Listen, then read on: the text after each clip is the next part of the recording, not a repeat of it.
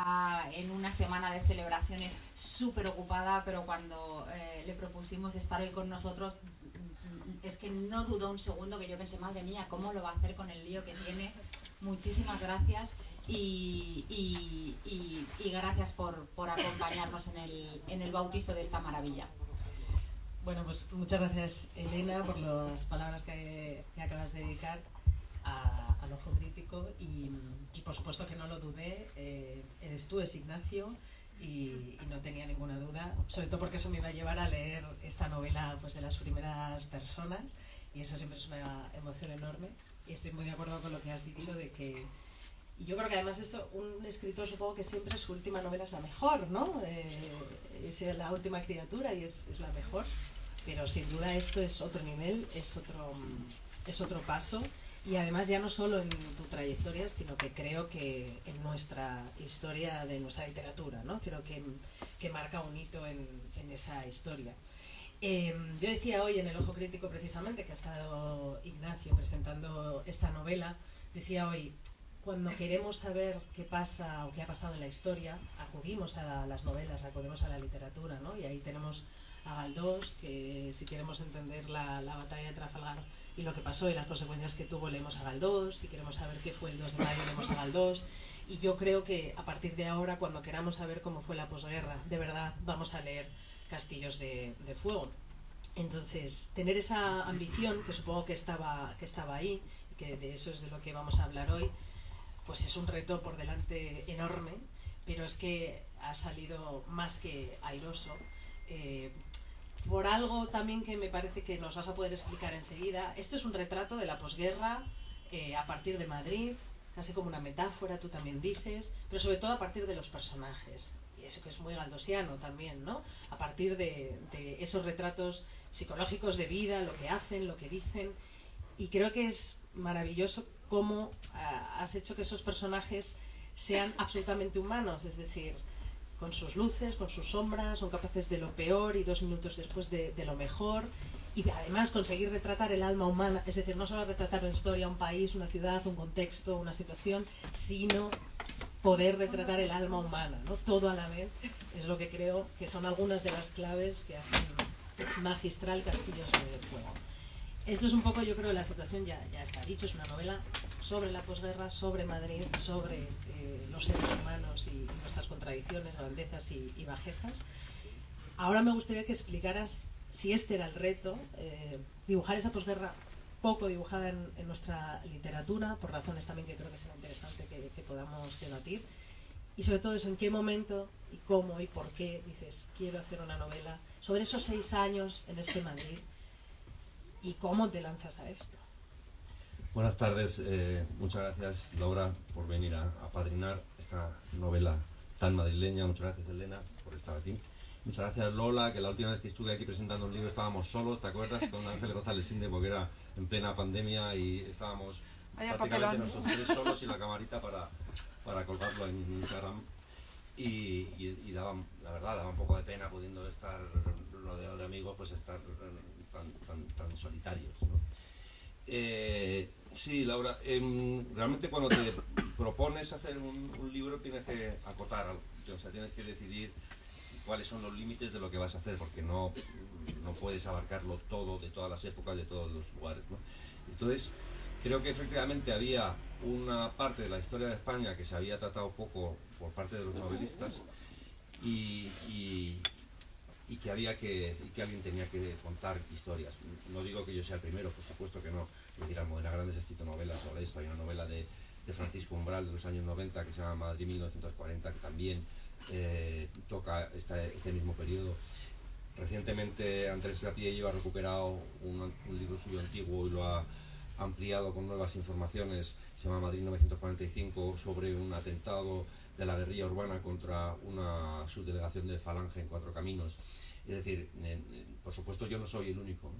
Pero me parece que esos años merecían mayor atención por parte de los novelistas, ¿no? Estamos hablando de años muy determinados, años muy decisivos en la historia de España.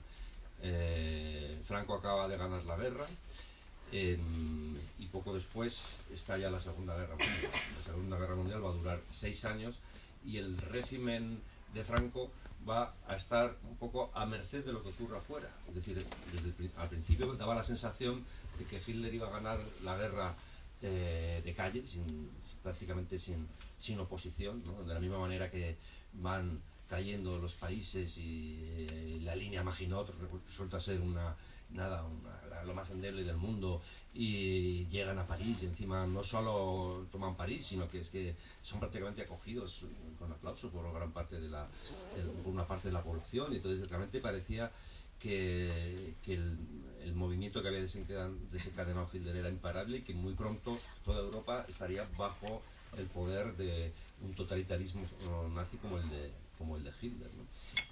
Franco, que era un hombre civilino y que jugaba siempre a varias cartas y que por un lado mandaba la división azul, pero por otro lado mantenía una cosa rara que se llamaba la neutralidad, luego la no beligerancia, luego otra vez la neutralidad, o sea, estas cosas para mojarse pero lo justito.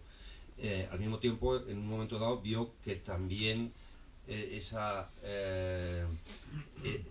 digamos, ese impulso que parecía imparable por parte de Alemania, pues resulta que no era tan seguro, ¿no? Y Franco en un momento dado empieza a tomar medidas porque lo único que de verdad le interesaba era asegurar, garantizar la subsistencia del régimen que estaba instaurando. Y efectivamente, al cabo de un tiempo, cuando ya Hitler empieza a perder posiciones, Franco, de manera de momento sutil y casi secreta, se empiezan a establecer ya relaciones con Gran Bretaña. Estados Unidos empieza a interesarse por España, se funda la Casa Americana aquí en Madrid, y se empieza a prever un futuro en el que igual Franco podría seguir o igual no. El hecho es que si Estados Unidos fue el que contribuyó principalmente a la liberación de Francia, si la resistencia francesa en un momento dado también consigue expulsar a los ocupantes alemanes, pues daba la sensación de que el tercer dictadorzuelo que había pues tenía los días contados, ¿no? Y sin embargo Franco se aseguró la supervivencia del régimen presentándose como lo que había sido y lo que iba a seguir siendo durante mucho tiempo, que era un paladín del anticomunismo, que en la nueva geopolítica eso le iba a salvar. De repente a Estados Unidos no le venía mal tener un dictadorzuelo domesticado y manejable aquí en España, y eso fue lo que le garantizó los 30 años restantes. Por tanto, esos años eran muy determinantes para lo que va a ser el futuro de España, porque seguramente no habría habido 30 años más de dictadura si hubiéramos tenido un De Gaulle, o si los aliados hubieran decidido pues acabar también de una vez por todas con la dictadura franquista, ¿no? Pero a mí lo que me interesaba no era tanto hablar de las historias de los grandes hombres como de la influencia que la gran política tenía en las vidas de las personas corrientes. Yo creo que, como tú dices, o sea, tú cuando lees a Galdós, tú lo que estás viendo ahí son personajes menores, con sus problemas que casi siempre son que los han cesado, ¿no? Porque las novelas de Galdós están llenas de cesantes, ¿no? Gente que se queda sin trabajo en la administración y está esperando que ganen otra vez las elecciones los suyos para que los vuelvan a colocar en algún sitio, ¿no? De pobres de solemnidad como los de misericordia, de herederos más o menos herederos que como en Doña Perfecta tienen que casarse con su prima, de mujeres que viven historias de amor, unas más estables y otras más desdichadas, como en Fortunata y Jacinta. Y al fin lo que ves en Galdós, que para mí sigue siendo una referencia y un maestro, es que te está contando una época. Galdós te cuenta sobre todo el siglo XIX, una parte importante del siglo XIX, a través de vidas corrientes, de vidas de gente corriente. Entonces, en definitiva, yo digo, pues voy a hacer un poco lo mismo. Acoto un territorio, acoto unos años, y voy a contar a través de personas de vidas normales, pues voy a contar un poco cómo fue aquello. Y lo voy a contar además con un afán totalizador. O sea, como sin querer dejar nada fuera, con personajes tan diferentes unos de otros, como para que el lector pueda, en fin, terminar de completar un puzzle que le baste a él, que le sirva a él como una especie de representación de todo un mundo completo, ¿no? Menudo reto es ese. Y hay me gustaría que podríamos hablar de algunos de esos personajes, porque también creo que es muy interesante que algunos están basados en personajes reales o inspirados, hay otros reales que sí desfilan, que eso también es muy galdosiano y está hecho de manera maravillosa aquí, pero hay un personaje que es un poco vertebrador de la novela, que es con el que empezamos, que es Valentín, que está basado en un personaje real y que lo vemos al principio como desde el primer momento lo cuentas, ¿no? Él ahora está haciendo méritos con el nuevo régimen porque viene del comunismo, y vamos a ver toda esa trayectoria hasta convertirse en un alto comisario del régimen durante la transición, y que es algo que yo te decía esta tarde también, que indigno, ¿no? Y al mismo tiempo que humano. Qué personaje tan indigno y humano. Ese fue un personaje que cuando me estaba documentando para escribir el guión de Las 13 Rosas, de repente me salió ahí que el comisario Conesa, famoso, había formado parte de las Juventudes Socialistas Unificadas y luego había sido el primero en delatar a sus ex camaradas y hacer méritos mediante la delación para luego ingresar en la policía y finalmente pues llegar a prosperar y a triunfar dentro de la policía franquista, ¿no? Y me parecía un personaje que era, bueno, por un lado abyecto, pero por otro lado me parecía que era una trayectoria que también representaba muchas otras cosas, es decir, cuánta gente también cambió, cuánta gente purgó el pasado que había tenido en los años de la guerra y que tuvo que hacer unos méritos extra para ser aceptado dentro de la Nueva España, ¿no? La Nueva España realmente era implacable. No sé si habéis leído un libro de un historiador alicantino que se llama Juan Antonio Ríos Carratalá sobre Edgar Neville. Edgar Neville, siendo aristócrata y rico y tal, lo lógico era que formara parte de la España de Franco, ¿no? Pero él había firmado algún manifiesto a favor de la República, había mostrado sus simpatías republicanas y claro, eso no se lo perdonó el régimen, no se lo perdonó, pero haciéndole pagar por ello, ¿no? Para poder reintegrarse en la sociedad de los ganadores, Edgar Neville tuvo que trabajar en los sistemas de propaganda, en los aparatos de propaganda del nuevo Estado, a su novia, a su amante, que era Conchita Montenegro, ¿no? Conchita Montenegro. Conchita Montes. A Conchita Montes la tuvieron retenida mucho antes de que pudiera entrar en España, mientras ella estaba en San Sebastián. O sea, le hicieron un montón de expedientes y de depuraciones para que demostrara, le exigieron un sobreesfuerzo para que demostrara su lealtad al nuevo régimen, ya que él era un tío dudoso por su pasado. Aquella era una España que no discriminaba demasiado entre los adversarios, es decir, todos eran adversarios salvo que fueras de ellos, o sea, salvo que hubieras hecho méritos. Era una España en la que ser excombatiente o excautivo o haber perdido a alguien en una batalla, alguien por supuesto en el bando nacional, te daba un pedigrí, te daba un prestigio y te daba una posición, mientras que si habías luchado con los otros o habías formado parte de la España republicana o habías estado cerca de la España republicana o de la masonería o de algo que resultara sospechoso para los nuevos mandamases, eso te marcaba ya de por vida, ¿no? Entonces eso realmente era como un destino que te correspondía por lo que venía de antes, es decir, era un mundo tan poco libre que tú solo podías ser lo que ya eras, lo que habías sido durante la guerra o lo que habías sido durante la República, y intentar cambiar te exigía un esfuerzo doble, ¿no? Y entonces al final para un tipo como Conesa, por ejemplo, pues tenía que hacer esas cosas. Luego hubo algunos más espabilados, ¿no? ¿Os acordáis de este Matías Coslada que hacía espectáculos arrevistados? Pues lo que sé de él es que este tío, que también había sido un comisario político durante la guerra, este fue un espabilado, y a base de conseguirle señoritas a los mandamases del régimen le perdonaron el pasado y pudo hacerse millonario un poco después, ¿no? Pero en fin, cada personaje tiene una historia que también refleja la complejidad del momento y los muchos dilemas a los que nos enfrentamos. Yo no soy capaz de juzgar a nadie, o me resulta muy difícil porque yo no sé cómo habría reaccionado. Es decir, exigir heroísmo a todo el mundo es un acto de arrogancia, ¿no? Porque es como decir, bueno, yo seguro que en aquella época habría hecho lo correcto en todo momento. Bueno, ya veremos. Ignacio, hoy ya hablábamos de un personaje que el micro, Elena. De hecho, hoy hablábamos de un personaje que mucha gente está haciendo referencia a él, que es Cristina, que precisamente es lo contrario de la épica. O sea, de alguna manera nos identificamos mucho con ese personaje porque no tiene tan claras las cosas, ¿no? A lo que aspira no es a la épica, sino a una vida tranquila y normal, y eso es como muy comprensible. Es que, claro, nosotros que hemos nacido en una España que siempre ha ido a mejor, que hemos tenido la convivencia en paz y en democracia pues asegurada durante tantos años, y que llevamos ya muchos años de una vida que creo que no tenía antecedentes en la historia de España, no hemos tenido tantos años de paz y de convivencia y de democracia y de prosperidad, ¿no? En general de prosperidad. Claro, cuando vemos a una chica como esta que dice, ¿por qué no habré nacido en otra época? ¿Por qué no habré nacido en otro lugar? ¿Por qué no habré sido merecedora de un destino como tienen otras chicas como yo en otros países o lo han tenido en otras épocas? Y tiene toda la razón.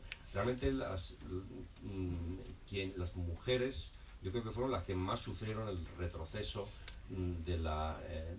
con el nuevo régimen. Es decir, después de las ventanas y puertas que se abren durante la Segunda República, y cuando ves que se dan unos pasos en muy poco tiempo, unos pasos muy importantes en la situación de la mujer dentro de la sociedad, de repente todo vuelve atrás de golpe y las mujeres vuelven a ocupar una posición absolutamente subordinada. En fin, no hace falta que os recuerde que el régimen de Franco hasta el año 75 exigía a las mujeres que el marido o el padre les autorizara para sacar un pasaporte o para iniciar un negocio o para cualquier gestión que tuvieran que hacer, porque eran consideradas casi menores de edad, ¿no?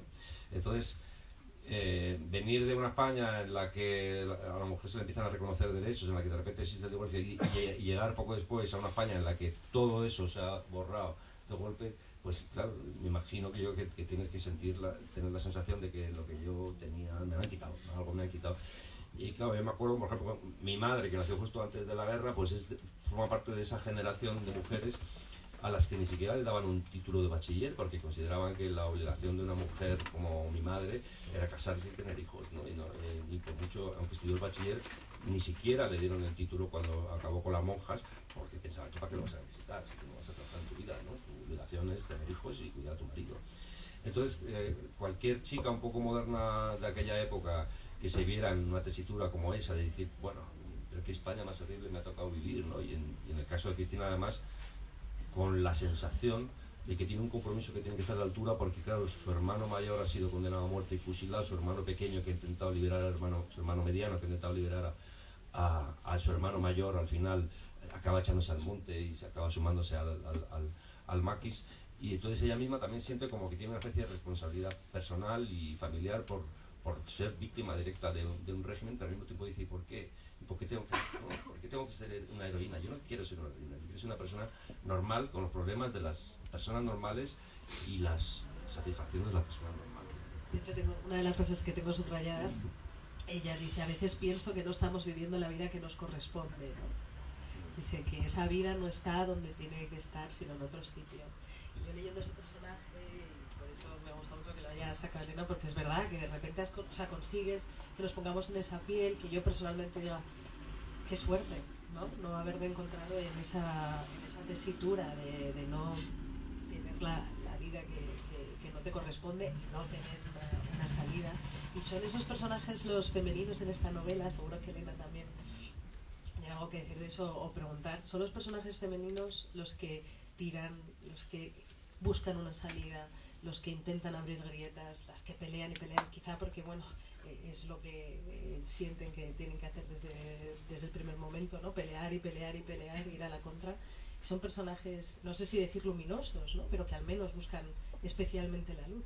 Bueno, son personajes que por lo menos intentan no envilecerse, ¿no? Hay una especie de envilecimiento general que afecta a muchos, algunos porque simplemente son víctimas y les cae encima esto, yo que sé, por ejemplo, el profesor depurado, ¿no? Basilio, es un hombre realmente una tristísima. En aquel momento cualquier profesor, solo por el simple hecho de ser profesor, ya era sospechoso y si no era del régimen, era una persona que iba se le iba a prohibir ejercer su profesión, ¿no?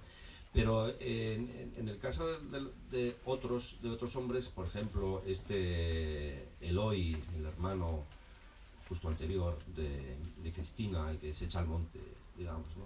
Claro, es un hombre que, intentando hacer lo que por decencia tiene que hacer, que es decir, primero luchar por salvar a su hermano, luego luchar contra el régimen que ha matado a su hermano, estar dispuesto a darlo todo, es también un hombre que se rompe, que se ensucia, que se envilece porque hace cosas que no le gustaría haber hecho, que si hubiera vivido una vida más decente y más libre, no habría hecho las cosas que hace, que al final él acaba odiándose a sí mismo también, ¿no? Realmente hemos tenido mucha suerte de no haber vivido aquella época, hemos tenido mucha suerte de no habernos contagiado de ese clima general de vileza y de miseria moral, y tenemos que mirar a la gente que vive aquello con una especie de compasión o solidaridad por haber vivido aquellos años. Eran años efectivamente en los que el régimen lo manchaba todo, pero es que además eran años de hambre, eran años de extraperlo, eran años de devastación absoluta. O sea, aquí en esta parte de Madrid no existía. Eso pensaba cuando venía para acá, digo, que ahora hablaremos de eso, de la reconstrucción, digamos, que has hecho la documentación, que vamos a estar muy cerca de donde, pues muchos episodios, ¿no? De los que narras. He interrumpido, ¿vas a contar algo aquí? No, claro, es que, bueno, a mí me parece apasionante también recrear la historia de una ciudad durante unos años y ver cómo, por un lado se está reconstruyendo, pero por otro lado hay partes que no se reconstruyen hasta 10, 15 años después, ¿no? Claro, la ciudad universitaria, que fue frente durante toda la guerra, era un sitio que tenía el acceso cerrado prácticamente a la gente, porque por ahí había explosivos, había bombas que no habían estallado. Y toda esta parte, claro, la cárcel Modelo, que en el 36 hubo que abandonarla porque estaba en primera línea de fuego. A mí me gusta mucho ver esa evolución de la ciudad durante esos años como una ciudad absolutamente devastada. En el 39, cómo sigue esa devastación en muchos barrios, pero otros rápidamente se dan prisa en reconstruirlos, ¿no? Ahí muy cerca pues estaba el campo del Atlético Aviación, el Metropolitano, que se restaura muy rápidamente. Esas eran las prioridades del régimen, me imagino, ¿no? Rápidamente facilitar que la gente pueda ir al fútbol cuanto antes, ¿no? Y al mismo tiempo había en ese panorama de pobreza, miseria, hambre, con niños que abandonaban por las calles, o sea, niños sin padres estaban por las calles pidiendo limosna, otros golfillos que robaban carpas, pescaban carpas en el estanque del Retiro y luego las vendían por la calle Alcalá para sacarse unas monedillas con las que comprar comida, ¿no? En ese panorama de absoluta miseria, al mismo tiempo, en la Gran Vía estaba la sala de fiestas más lujosa de toda Europa. Mientras Europa estaba en guerra, en Madrid estaba Pasapoga, que era lo más lujoso de Europa, sin comparación con ninguna otra sala de fiestas de ese momento. Entonces, claro, veías aún la pobreza y la miseria y el hambre eran aún más ofensivas para la gente, porque al mismo tiempo veías a unos cuantos que estaban repartiendo la ciudad y el país como una especie de botín de guerra, y ellos vivían como el mejor de los mundos. Ahora yo creo que me gustaría mucho que hablaras también de la documentación y de este Madrid, que es un personaje más también, pero estabas hablando de la pobreza y no sé, la relaciono con la violencia, porque tú has dicho también, has explicado estos días, ¿no?, cómo están esos episodios evidentemente de violencia física, de los fusilamientos, de las torturas, ¿no?, que hay algún momento como le dices, alguien le dice a otro, cuando te peguen, tírate un poco, ¿no? Como porque te das unos segundos para que no te peguen tanto, o haces algo de los... Porque era uno que era dibujante, y sobre todo... Claro, y le dice algo de las manos. Protege los dedos para que porque te los van a romper. Esos consejos y tal. No sé, es una novela con mucha violencia, la que había, una violencia física, y como dices, una violencia metafísica, ¿no? Una violencia que está ahí en el ambiente, que está en esa pobreza es violenta también, ¿no? Porque había una ocupación que no solamente era la ocupación del territorio, sino que era también la ocupación del alma de los ciudadanos. Es decir, era el miedo a hacer algo que se pudiera... Soy de la radio. ¿De la? La radio, cuando la radio está apagada y entonces vienen a encender la radio, entonces hay una tensión, claro, ahí que no sabes qué va a sonar. Dependiendo de lo que suene, te estás jugando. Claro, si estabas escuchando una de las radios prohibidas, te podían detener, ¿no? Era así de sencillo. Entonces, si llegaba la policía y encendía la radio, resulta que tenía sintonizada una emisora extranjera de las que estaban prohibidas, entonces ya te habían pillado, ¿no? O sea, realmente era el miedo era tal y la necesidad de la autocensura, el miedo a la delación, ¿no? España era entonces un país lleno de chivatos. Cada casa, en Madrid había lo que se llamaban los jefes de casa, que eran los que informaban a la policía y a los cuerpos de represión que había por entonces, ¿no? Y los propios porteros, muchos porteros colaboraban en esa tarea de información. Entonces, como además el ser inocente tampoco te garantizaba nada, como le ocurre a este profesor, diciendo, si yo no he hecho nada, o sea, porque a mí, ¿por qué me van a echar a mí de mi departamento universitario? Daba lo mismo, es que te podían echar sin haber hecho nada, ¿no? Te podían perseguir sin haber hecho nada.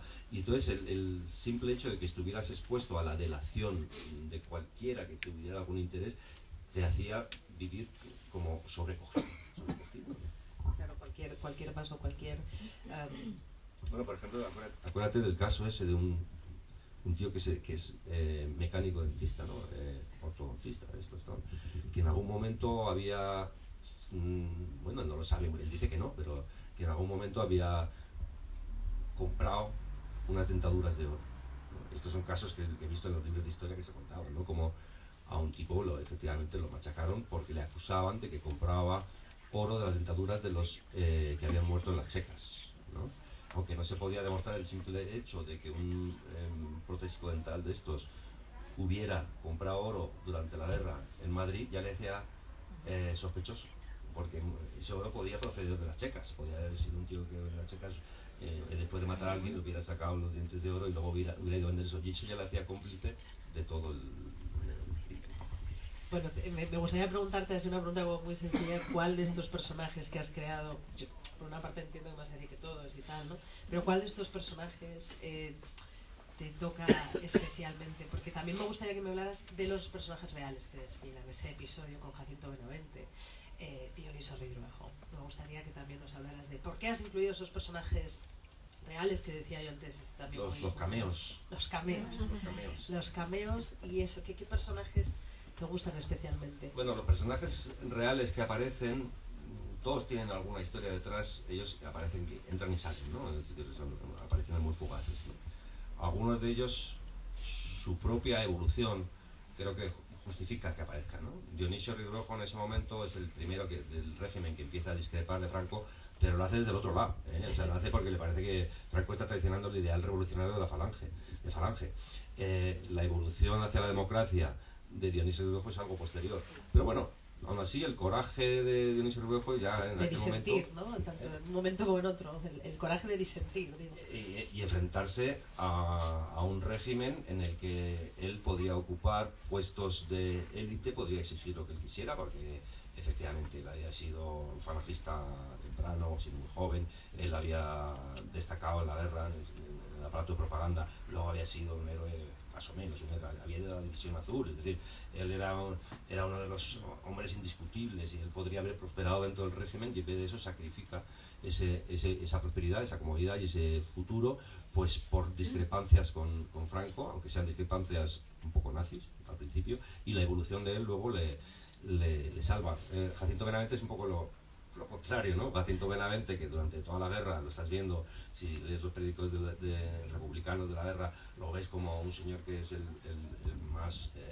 defensor más entusiasta de la república, de la causa republicana, y que bueno, lo sacan siempre, porque un premio Nobel republicano, lo llevan a Valencia, y él, que era un hombre muy pagado de sí mismo, pues no dejaba pasar la oportunidad de cobrar protagonismo y de convertirse en portavoz. Eso. Ahora, cuando cambian las tornas, entonces él tiene precisamente que hacer un poco, como decíamos antes, tragarse sus palabras e inventarse cosas, ¿no? Y el discurso que le hago dar en el Teatro Español, una especie de discursito, pues es un discurso que prácticamente es un artículo que publicó entonces, donde acusaba a la República de que habían estado a punto de matarlos, o que lo habían llevado a una checa, y que si había sobrevivido había sido pues no se sabía muy bien por qué, ¿no? Entonces, al mismo tiempo que ves personas que tienen una evolución, bueno, donde se atisba una dignidad humana, en otras ves que no. Los comunistas que aparecen, que son personajes reales, que son Jesús Monzón,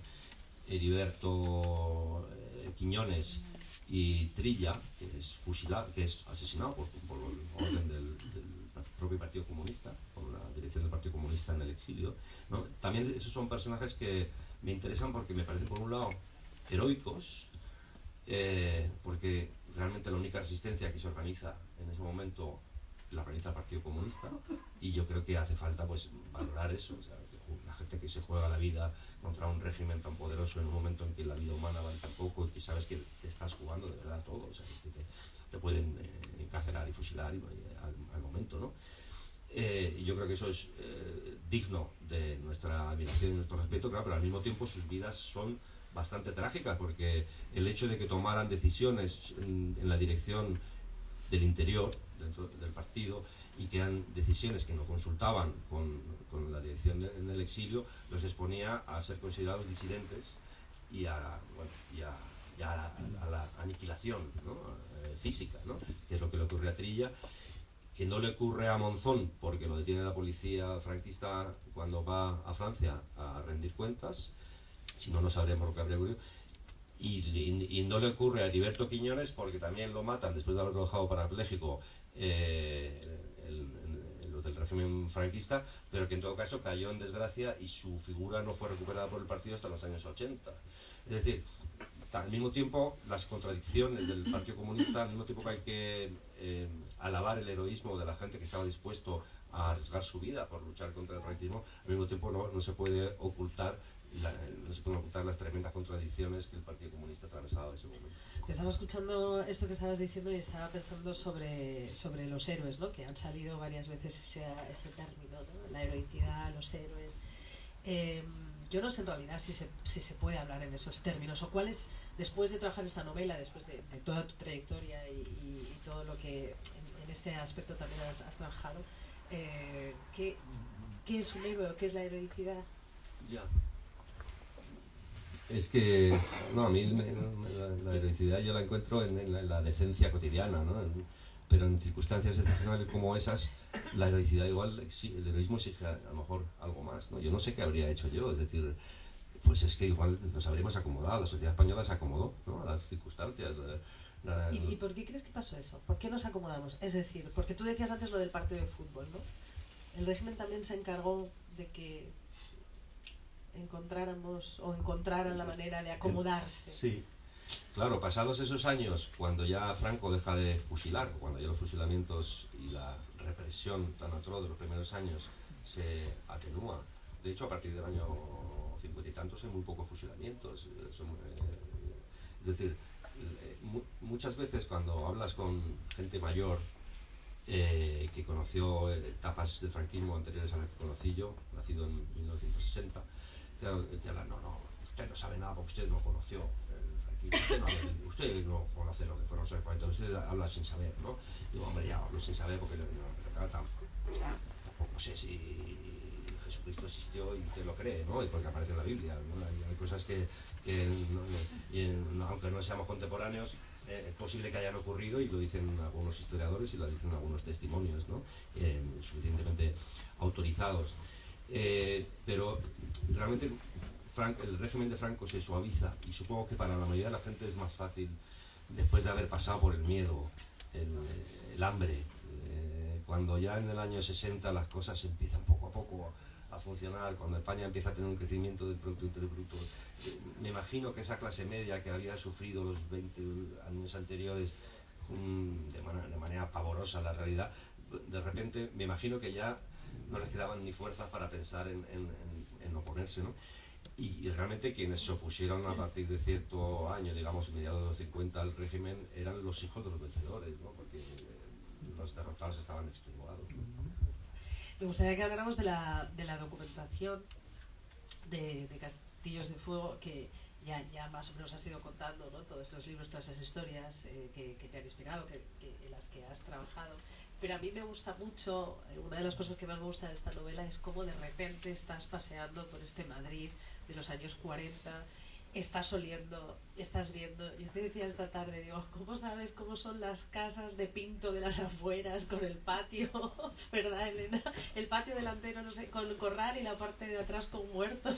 Hay Cógelo, una escena maravillosa en el libro de un personaje que es una debilidad mía, que es esta taquillera desafortunada que corre, Alicia, que corre, tiene mala suerte en la vida y termina metida en en fin, se queda embarazada, en fin, pasa muchos apuros y tal. Pero en un momento dado de la novela sale para comprarse, mira en un escaparate un vestido y tú lo describes y realmente estás viendo ese vestido y estás viendo un vestido de 1900, o sea, es que estás viendo la falda marrón, hasta dónde llega, el talle, la altura del talle, es que es alucinante cómo lo describes. Compra ese vestido solamente para ir a visitar a una antigua amiga suya y decirle que es una escena conmovedora, solamente para poder decirle cómo te va todo, todo me va bien, cuando en realidad la vida se le ha cagado entera y está metida en un infierno. Y esa escena es de una ternura tan grande y a la vez está tan bellísimamente descrito cómo va vestida, que dices, ¿cómo puede tener, cómo puede saber eso? No me acuerdo cómo se llama la modista. Era una modista muy famosa de aquella época, que era la que vestía a las actrices, a las estrellas, creo que se llamaba Celia Villarreal o Cecilia Villarreal, algo así. Era una modista muy famosa de los años 40. Yo el vestido lo tengo en la cabeza, sé perfectamente cómo se vestía. Pero claro, es relativamente fácil ahora encontrar documentación. O sea, hace 20-25 años me habría resultado muy difícil saber algunas de las cosas que he sabido o que he investigado para esto, porque ahora tienes mucho material en internet y puedes averiguar quiénes eran las artistas importantes, que donde iba la gente rica de Madrid a gastar dinero. Por supuesto tenemos muchas hemerotecas disponibles, ¿no? Yo lo que hacía durante los 2 años y pico que estaba escribiendo este libro, yo leía los periódicos de la época, ¿no? Para El País, luego el periódico de la época. Sí, leía de mi época y de aquella. O sea, había un decalage de 80 años en las noticias y leía lo que estaba ocurriendo ahora y lo que estaba ocurriendo entonces, ¿no? Y los periódicos de la época, por mucho que estaban pues sometidos a una férrea censura y no contaban más que lo que se podía contar, a pesar de todo había cosas que, bueno, se transparentaban, ¿no? O sea, que veías cosas y dices, bueno, así era la sociedad, ¿no? Me acuerdo que hay un momento que veo yo que se convoca un concurso de juguetes patrióticos. Digo, bueno, pobres niños, ¿no? O sea, que les hacen un concurso de juguetes patrióticos y ves ahí, y salen, y ha sido elegido los recortables del soldado, del requeté, no sé qué y tal, y el segundo premio es una maqueta de un barco de guerra franquista, el tercero es no sé qué, y dices, o sea, a los niños de 4, 5, 6 años los estás educando en unos valores de patriotismo entendido a la manera franquista, de belicismo, ¿no? Y digo, esto ahora nos parece ridículo, pero en realidad era dramático, ¿no? O sea, pensar. Y todas estas cosas resulta que las ves en los periódicos. Los periódicos lo callaban todo, pero al mismo tiempo ahí salía sentencia cumplida, ¿no? Entonces te ponían lo que habían fusilado el día anterior, ¿no? Y te daba los nombres y las condenas, las causas de las condenas, ¿no? Luego te ponía, por ejemplo, los que habían sido condenados por el delito de tasas, se llamaba, o sea, no por extraperlo. Los que habían sido condenados por extraperlo también salían muchos de ellos, sus nombres y tal, en los periódicos. Y entonces, por mucho que en los periódicos todo lo que veías era doña Carmen Polo inaugura un nuevo hogar del auxilio social en Carabanchel, ¿no? 250 niños a partir de ahora dispondrán. Eso también aparece, también sí. aparece. Y el generalísimo y José Luis Arrese asisten a la inauguración de al sorteo de viviendas para los productores españoles, ¿no? Luego, a través de los resquicios de la prensa, lo que veías era que estaban fusilando constantemente, que ahí la gente para sacarse un dinerillo se iban a buscar miel o patatas o remolachas al pueblo, y cuando volvían, si no habían legalizado esos productos, acababan en la cárcel, ¿eh? Claro, aparte de las hemerotecas que están a nuestra disposición y que nos aportan una información importantísima sobre cómo era la vida cotidiana, aparte de todo hay libros de memorias con muchos detalles que son muy interesantes, que sirven mucho para los novelistas, para las cosas pequeñas, ¿no? Para los detalles que dan sensación de verdad en una novela. y luego el trabajo de los historiadores que en los últimos años pues también han trabajado mucho, han investigado mucho lo que era la vida entonces y cómo era España, ¿no? Es decir, realmente si no hubiera sido por un trabajo previo de un par de generaciones de historiadores que lo han desmenuzado todo y lo han expuesto todo con claridad, pues alguna novela sería imposible de escribir, ¿no? Por ejemplo esta. Sobre todo eso de la vida cotidiana, ¿no? Que al final parece que la historia se ocupa de esos grandes episodios, de las fechas, de los momentos, de los porqués, de esto, ¿no? Pero esa vida cotidiana, pues eso, esa modista, todo eso que es lo que nos habla al final de la vida más personal, ¿no? Al final es lo que construye la novela, ¿no? Esos detalles. Yo te lo decía esta tarde también y al final sigue siendo pertinente. Yo creo que ya todo lo que has explicado ya viene a explicarlo, ¿no? Pero habrá mucha gente que diga otra novela de la guerra civil, otra historia de la posguerra, como si realmente tuviéramos un achaque ahí. ¿Qué opinas de eso? Bueno, la guerra civil es verdad que generó desde el primer momento una literatura no solo muy abundante, sino en algunos casos también de mucha calidad. O sea, que Chávez Nogales ya estaba escribiendo A Sangre y Fuego cuando llevábamos solo 6 meses de guerra. Se publica a principios del año 37 en Chile. En fin, escritores extranjeros publican inmediatamente. Orwell y Hemingway publican pronto.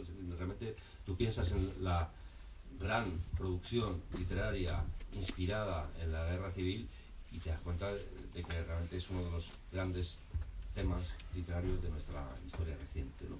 Y curiosamente acaba la guerra y el 1 de abril del 39 ya, a partir de ahí, hasta el 1 de abril interesa, el 2 ya no, el 2 de abril ya no interesa. Es decir, hay novelas sobre el maquis, por ejemplo, ¿no? Hay bastantes novelas sobre el maquis, también se ha investigado mucho el fenómeno del maquis, pero curiosamente, no sé, los novelistas parece que no se interesan mucho por esa etapa. Y luego ya dan el salto a la transición, que es otra etapa muy interesante, pero me parece a mí que el franquismo había que contarlo deteniéndose quizás en la época más peliaguda, más crítica y más atroz del franquismo, que son sus primeros años. Sobre todo porque a ti que se te ha conocido eso también, ¿no? Como novelista de la transición, de la clase media, para llegar ahí hay que ir conociendo como todas las partes del puzzle, ¿no? No sé si tú también sientes eso en tu trayectoria, como que vas haciendo puzzles con la historia, bueno, y contando como episodios que te han quedado sin contar. Claro, yo cuando era joven tampoco me interesaba el pasado, porque cuando eres joven piensas que el mundo empieza el día de tu nacimiento, ¿no? O sea, piensas que todo lo que ha ocurrido antes no es importante, ¿no? Pero cuando te haces un poco mayor empiezas a tener un poco de curiosidad por el pasado y entonces te das cuenta de que para entender el pasado inmediato tienes que retroceder un poco y para entender eso tienes que retroceder un poco más y que al fin y al cabo incluso para entender el presente tenemos que volver a la Segunda República y a la Guerra Civil y hay cosas, bueno, muchas de las cosas del presente todavía para explicárnoslas tenemos que retroceder muchos años, ¿no? La influencia de la Iglesia, por ejemplo, ¿no? La Iglesia que tuvo esa complicidad con el régimen en todos los momentos, incluidos sobre todo los peores, ¿no? Y como, bueno, siguen manteniendo unos privilegios en la enseñanza y siguen manteniendo una influencia en la sociedad que en un país verdaderamente democrático tendría que estar más reducida, ¿no? Eso también, la influencia y de dónde venimos y cómo llegamos aquí y tal. Hay un momento en la novela en el que se habla también del papel de los intelectuales, no solo por lo de Jacinto Benavente, ¿no? Sino por los intelectuales. Y yo te preguntaba también cómo ha llegado esa reflexión sobre los intelectuales de ese franquismo a nuestros días. Es decir, si esa es otra herencia también hasta nuestros días, de por qué en un momento dado se asocia a los intelectuales con una determinada corriente o de una determinada manera o caen unos prejuicios sobre ellos. Sí, realmente aparte de que ya sabemos cuáles eran las obsesiones de Franco, ¿no? La masonería, el comunismo, el separatismo, pero otro eran los intelectuales, ¿no? O sea, realmente el régimen condenaba a los intelectuales porque los consideraba a los herederos del krausismo, de la institución libre de enseñanza, los consideraba las personas que habían emponzoñado a las nuevas generaciones y por tanto responsables de la deriva que estaba tomando España. Hay un libro que yo menciono por ahí que se llama Los intelectuales y la guerra de España o algo así, que es un libro donde señalan prácticamente, van dando nombres. Es decir, tiene mucho que ver con lo que decíamos antes de los profesores universitarios que son expedientados y purgados, ¿no? Porque muchos de estos intelectuales del régimen aprovechaban la circunstancia para expulsar a uno de sus cátedras y así ellos colocarse y tener poder dentro de la universidad, ¿no? Realmente hubo mucha gente que con menos méritos académicos consiguió colarse en la universidad a base de denunciar o aprovechar que denunciaban o delataban a intelectuales con más mérito. Luego, según algunos intelectuales, algunos ensayistas actuales, se recupera cierta tradición intelectual un poco en la sombra, un poco subterránea, a partir de los años 50, a través de Ortega, que ya ha regresado, y empieza a haber un leve pensamiento crítico desde el punto de vista, digamos, liberal, ¿no? Con respecto al régimen, pero eso no ocurre ni se atisba en esos primeros años, cuando el futuro diseñado por Franco para España es el futuro de un país totalitario y que se implanta en principio por medio del terror y el exterminio. Bueno, yo antes de terminar, o si quieres, Elena, hacer alguna pregunta más, o a alguien, antes de quizá os apetezca preguntarle algo a vosotros, a mí me gustaría, porque creo que ya lo has explicado y que no tampoco, que expliques el título.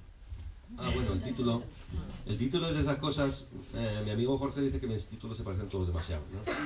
Pero bueno, a mí me parece que no. Castillos de Fuego, Dientes de Leche, La Buena Reputación, Carreteras Secundarias, no se parecen tanto, ¿no? Pero ya. Pero Castillos de Fuego, ya sabéis lo que son las estructuras estas que se utilizan para la pirotecnia, ¿no? Para los fuegos artificiales.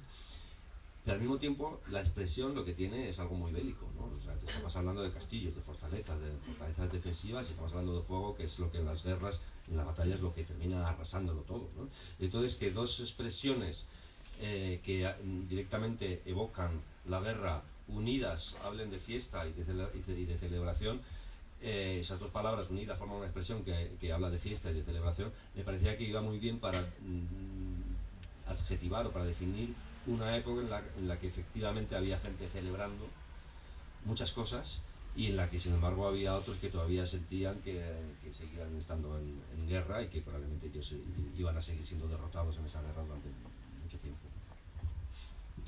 Iba a decir que el libro... Cógelo para... Es que así te oyo desde. El título aparece justo al final del primer libro, cuando salen a celebrar el Tánger, ¿no? Cuando España se queda con Tánger. Cuando España se queda con Tánger. Es que realmente Franco era tan gracioso para algunas cosas. O sea, en el momento en que Hitler toma París, él aprovecha que todo el mundo está mirando a París y después ahora cojo Tánger.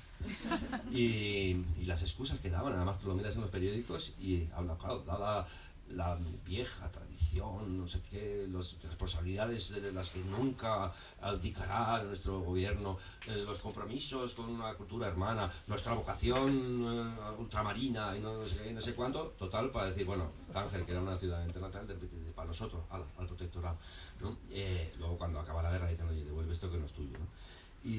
Pero lo gracioso es que eso, mientras todo el mundo está mirando, joder, Hitler, si los alemanes entran por los Campos Elíseos, y Franco aprovecha y se queda con Tánger. Entonces, al mismo tiempo, hubo una gran manifestación que recorrió a la calle Génova y luego por la biblioteca, delante de la Biblioteca Nacional, Recoletos, toda esa zona, una gran manifestación que reclamaba la españolidad de Tánger, bueno, que ya ese día ya había empezado a ser española, y por supuesto Gibraltar, o sea, unos grandes cartelones de Gibraltar español, o sea, bueno, los tópicos habituales del régimen, con el pequeño añadido de Tánger español. Bueno, pues si queréis vosotros hacer alguna pregunta, Sí, me pongo a vuestra disposición para cualquier antes de pregunta, pasar a comentario. firmar. Claro, es que no sé quién habrá leído la novela. Bueno, no creo que la haya mucha gente porque ha salido hoy. Y es cortito. En una tarde igual. Me quedo o me venían a la cabeza dos palabras leyéndote y oyéndote hablar, que es una delicia. Historia, por una parte, y es una maravilla realmente no es que te hayas documentado para este libro, sino que eres una persona que lleva toda la vida, menos cuando eras joven, interesándote por la historia, leyendo historia, y sabes muchísimo, y es un placer. Me quedo con la palabra historia y me quedo con la palabra vida, porque a veces lo uno sin lo otro no funcionan, y las dos cosas juntas en una novela. Decíamos en la contra y en la publicidad y un poco en lo que hemos transmitido, que la novela tiene más verdad que muchos libros de historia, y es que la sensación que uno tiene es que es una verdad que llega desde un plano emocional, desde un plano, sin embargo no está exenta de esa macro y micro historia completamente documentada, ¿no? Yo sé que parece un título de revista, pero me quedo con historia y vida, que es un regalazo en una novela. Decía antes, comentaba antes, y perdón, ya me callo, que es una novela voluminosa, pero que la verdad es que cuando uno la acaba le da tanta pena que se haya terminado, que solamente agradece que haya sido tan larga. Uno lo llama intrahistoria. Bueno, dime. No, que te quería preguntar si has consultaste el libro de Los hombres sin nombre, de Guzmán. De Guzmán Gómez Bravo. Sí. Bueno, de él tengo varios libros, pero ese en particular, no sé, yo sé el de los fusilamientos. No, es de la vida que llevaron gente del Partido Socialista en Madrid. ¿Del Partido Socialista?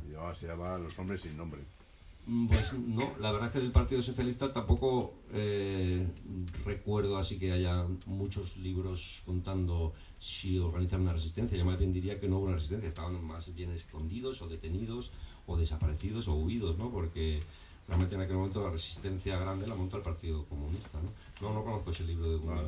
En este libro precisamente pues sí, cuestiona un poco a veces este tipo de visión, digamos, de que el Partido Comunista, digamos, fue el más importante, y había aquí en Madrid muchísima gente que estaba trabajando. De hecho fueron detenidas más de 30 ejecutivas del Partido Socialista. Ya, bueno, de hecho el Partido Socialista prácticamente fue desarbolado, ¿no? Es decir, tardó mucho en reconstituirse, mientras que el Partido Comunista pues más o menos seguía reconstruyéndose constantemente, ¿no? Como un rabo de lagartija que por mucho que lo corte siempre vuelve a crecer, ¿no? Y en ningún sitio aparece como que el Partido Socialista fuera realmente un agente importante de la resistencia en esos años más terribles, sino que más bien lo que te cuentan son los dramas personales pues, de Besteiro, de no sé quién, o sea, pero gente que en ese momento no se reorganiza para plantar cara al régimen, o no particularmente, ¿no? O sea, yo que no tengo nada de comunista y mucho menos de simpatías por el comunismo de aquella época, que era el comunismo stalinista, ¿no? Al mismo tiempo tengo que reconocer esa parte heroica de los que mantuvieron viva la llama de la resistencia, que fueron precisamente los comunistas, ¿no? Pero te agradezco la referencia. Bueno, pues yo creo, ¿no? Sí, me pongo a vuestra disposición ya si alguien quiere que le firme un libro. Ignacio, dime. 2 años. ¿Le puedes poner el micro, acercarle el micro? 2 años me parece muy poco tiempo para un libro tan voluminoso y tan ambicioso. Y me gustaría saber, porque dices que has trabajado con archivos, has estado haciendo trabajo de historiador, por decirlo así, ¿no? Intentando reconstruir la época para a partir de ahí hacer la literatura sobre la época, ¿no? Entonces, me gustaría, una cuestión de pura curiosidad, ¿cómo lo haces? O sea, ¿dedicas 6 meses a investigar, 1 año y luego directamente te pones otro año a escribir? ¿O ya cuando empiezas a ir a los archivos ya empieza esto a sugerirte páginas y empiezas a escribir? Por ejemplo, Vargas Llosa contaba que antes de empezar a escribir una novela tiene que hacerse un esquema muy detallado de todos los personajes, lo que les pasa, a qué colegio fueron, cuándo se casaron y todo eso. Y antes de eso no escribe ni una línea. Hay otros autores que en cambio eso les horroriza porque dice que les aburre saberlo todo antes de empezar, ¿no? Entonces me gustaría saber tu técnica, vamos. Algo sobre tu técnica, vamos. En realidad no fueron 2 años, fueron más. O sea, prácticamente toda la pandemia la he consagrado a esta historia. Al principio leyendo, releyendo, rebuscando libros que me podían inspirar. Y luego sí que la mayoría de los personajes los tenía ya pensados, o sea, cada personaje tiene su evolución, ¿no? La presentación, el nudo y el desenlace, cada uno cambia, todos cambian.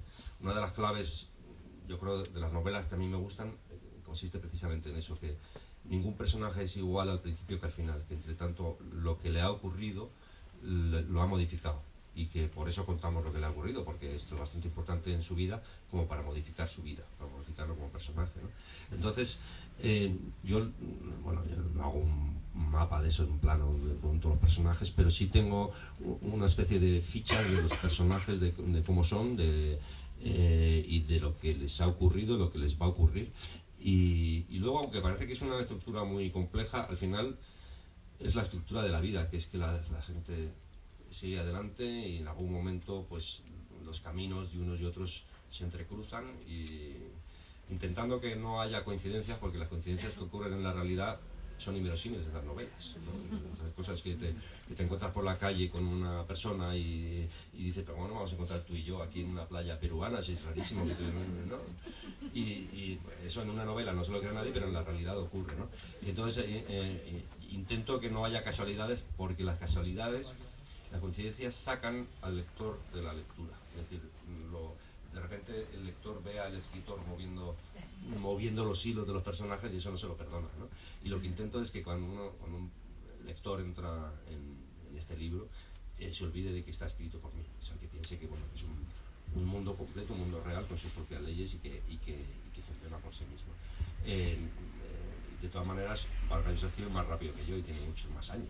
O sea, Se casa más. Y se casa mucho más que yo. Tiene una vida sexual mucho más activa que yo. Pues qué mejor que dejarlo así.